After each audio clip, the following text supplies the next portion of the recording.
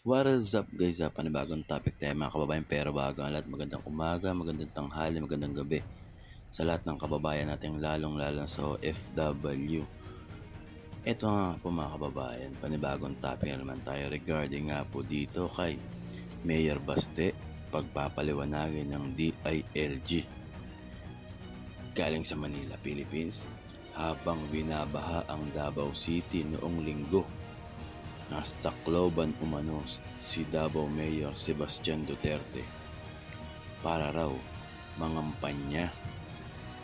Bunsod nito ay plano ng Department of Interior and Local Government o DILG na pagpaliwanagin si Baste kung bakit wala ito sa kanyang nasasakupan o pwesto habang binabaha ang mga kanyang kababayan. Ayon sa DILG, nakasaad sa Local Government Code na ang Local Chief Executive ay dapat nasa kanyang area of responsibility para matiyak ang kaligtasan ng kanyang mga constituent sa panahon ng kalamidad. Isang malakas na flash flood ang tumama sa Toril, Davao City matapos ang ilang araw na pag-ulan sa lugar. Kita naman sa ilang larawan at video na ipinost ng mga taga Tacloban City ang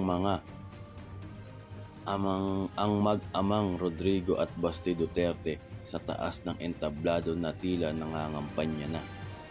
Kamakailan sinabi ni Vice President Sara Duterte na tatakbo ang kanyang ama at dalawang kapatid sa Senado sa 2025 midterm election.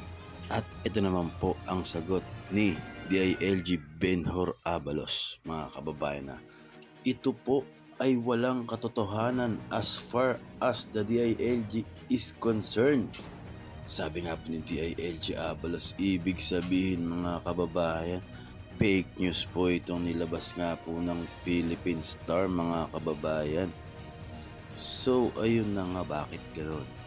Kita nyo na mga kababayan na walang katotohanan ni DILG Abalos. At ito pa mga kababayan statement of the Secretary on alleged DILG request for explanation from Mayor Baste, walang katotohanan.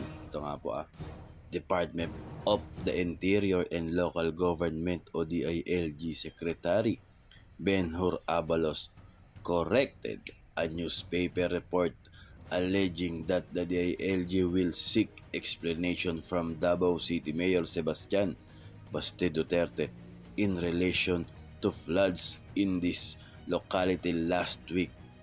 The news report state plano ng DILG na pagpaliwanagin si Baste kung bakit wala ito sa kanyang nasasakupan o pwesto habang binabaha ang kanyang mga kababayan.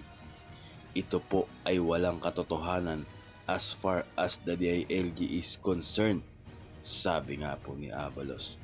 So ayun mga kababayan pero para sa akin mga kababayan, dapat po talaga pag may mga ganyang kalamidad hindi nawawala. Syempre ang mayor, ang mga public servant, ang mga taga City Hall nga po ang naunguna tumutulong, mga MDRRMO kagaya sa ibang lungsod. Bakit naman kasi ang aga na nangangampanya? Sabihin na natin na rally-rally pero alam naman natin yung totoo. Mga kababayan, pangangampanya yun. Kayo ba mga kababayan, anong masasabi nyo dito? Dito nga po sa nangyari nga po na to. I-comment down below nyo mga kababayan at babasahin natin yan At maraming salamat sa inyo. God bless us all. Thank you.